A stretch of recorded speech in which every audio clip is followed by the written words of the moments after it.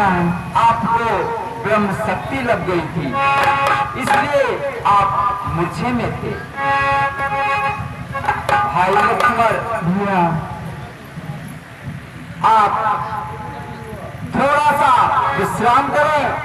इस बार युद्ध में मैं स्वयं जाऊंगा और देखता हूं उस अहंकारी रावण के राज्य में कितने वीर हैं।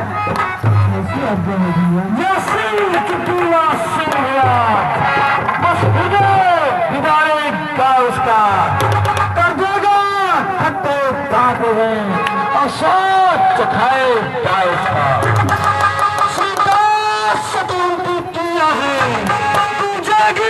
उसके टानों में सावधान होकर रहना, आते हैं रण करने। जाओ भाई लक्ष्मण,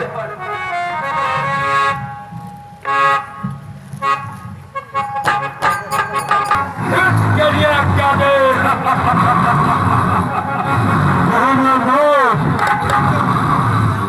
मैंने सुना है कि इसके भाई लक्ष्मण जीवित हो सकते हैं।